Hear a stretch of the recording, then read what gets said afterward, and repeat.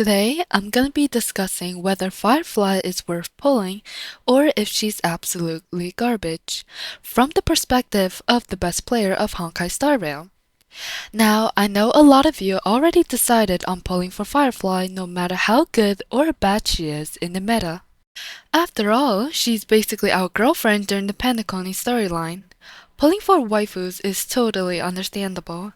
I do that all the time too, regardless of character strength. But if you're low on jades, don't worry. Introducing Loot Bar, the best platform for recharging your Honkai Star Rail accounts. With Loot Bar, you can get safe transactions, incredible discounts, and super fast delivery. The top-up process is quite simple. Let me show you how easy it is. Just go to lootbar.gg, enter your account UID, select your recharge amount, and you're done. Today, I'm buying 3,280 shards, which normally costs $50, but is reduced to $42 on Loot Bar, so you get to save 20%. Now let's see if I received the shards. Look, I've received the shards in literally 10 seconds. This service is extremely fast and hassle-free. All recharging goes through official partnership routes with Hoyoverse, so users get to enjoy all official Hoyoverse recharge events. Even bigger content creators like Dukaja, David Times, and Toshi use Loot Bar for recharging purposes. So what are you waiting for? Click the link in the description and join Loot Bar today.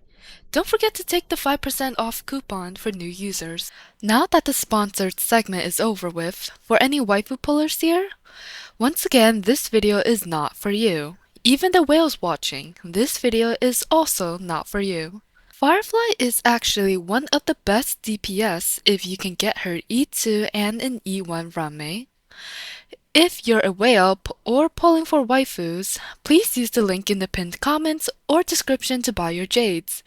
It's a good way to support me. Now, the only people who are left should be free-to-play players, who also care about the meta, so we can properly begin our analysis. Firefly is a very mediocre unit meta-wise. She's dysfunctional on her own and needs dedicated teammates to function. In fact, she's so reliant on her teammates that her teammates can go off in zero cycle without a DPS, while she can't zero cycle without them even if you did pull her idolants up to E6. So the first thing you should be asking yourself is, if you have Rame. If you don't have Rame, Firefly is almost unusable and not worth pulling for meta. Now, if you already do have Rame, your pull priority then should be Rame's E1. It is one of, if not the strongest E1 in the game. Universal 20% def shred that works with every DPS. The beauty about Rame is that she's the most versatile harmony unit in the game. So you should get her at E1 as she is evergreen and won't be power crept anytime soon, rather than getting a DPS character. Firefly banner and Rame banner being on at the same time is hurting a lot of F2P players, but your priority should always be the Harmony character. Now let's assume you already have a E1 Rame from 1.6 banner. Should you pull for Firefly then? The answer boils down to, it depends. Do you already have 2 DPS units? If not, then you should make a decision after this analysis. Firefly at E0 even with her teammates is a mediocre unit at best. I would rate her as top 10, but not top 5. You can hardly find any 10 good DPSs anyway, so she's kinda there by default. If you don't believe me, let's compare some MOC clears, shall we? Her contemporary Boot Hill is able to do a 1 cost 0 cycle on the first half of this MOC, while Firefly's lowest cost 0 cycle is 2. As a refresher, cost system is limited 5 stars used in the clear. The lower cost you go means the harder the clear is to perform, hence the DPS have to be stronger to do it.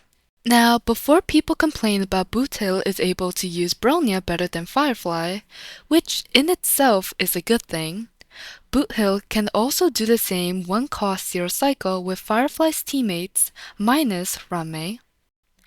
Keep in mind that Boothill's damage with Harmony Trailblazer is literally bugged at the moment due to Super Break not benefiting from Standoff's 30% vuln. So basically, a handicapped Boothill using Firefly's teammates outdid her. Firefly could not one-cost Zero Cycle without Rame. Outside of this current MOC that has Break Turbulence, Boothill did it again by Zero Cycling Kafka at one cost, without Break buff being in effect. Boothill himself isn't even near the top 2 DPSs. He's actually just number 3. Honestly, it might be unfair to compare Firefly in these situations where the boss isn't made for her because it would be too fair for the other DPS. So let's compare Firefly to other DPS on the boss made to shield her specifically. I even made a video complaining about how horrendous the game design on this boss is. So how does Firefly stack up with other DPS on a boss where she operates with 300% efficiency? Let's find out. On this boss, single target is kinda fucked, so no point in comparing Firefly to them. So let's compare her to AoE DPS. Now, I'm gonna start with the second DPS, Acheron. How big is the gap between the second best and Firefly, you might be asking? Acheron operating at 165% efficiency versus Firefly's 300% efficiency gaps her very badly, even at higher idling. Acheron at E6S5 had to have her technique damage bug to do 0%. For Firefly to stand a chance, are we seeing a trend now with the bugs?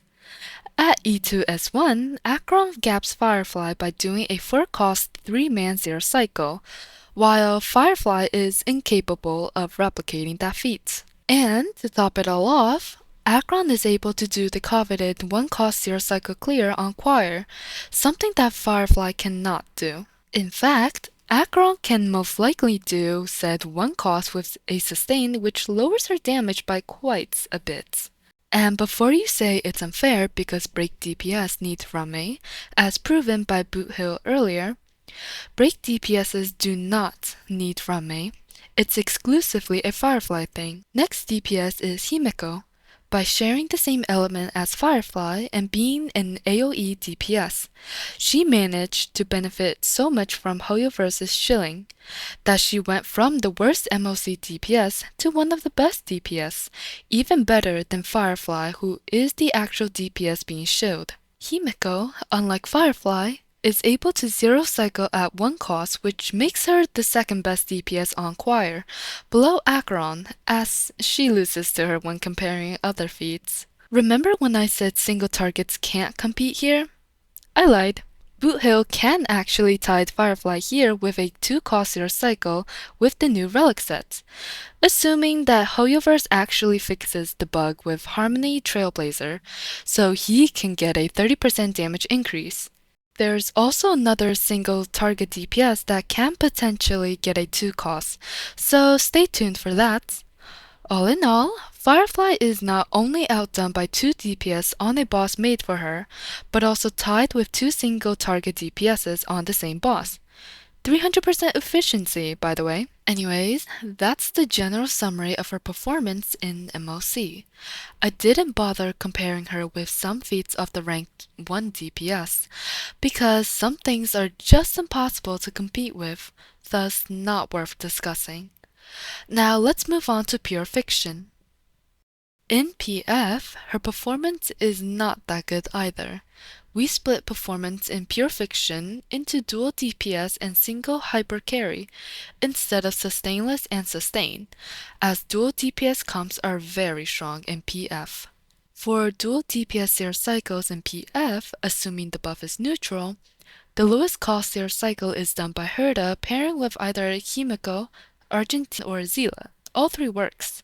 For hypercarry, the lowest cost 0 cycle and neutral buff is from Zila at 4 cost, and that was before Robin released. She can probably do the same thing now without any buff at all since Robin released. Like, legit, the buff can be go fuck yourself, and Zila would still be able to do a 4 cost 0 cycle. Firefly struggles in pure fiction. Her lowest cost 0 cycle at the moment is at 5 cost dual DPS with Himeko.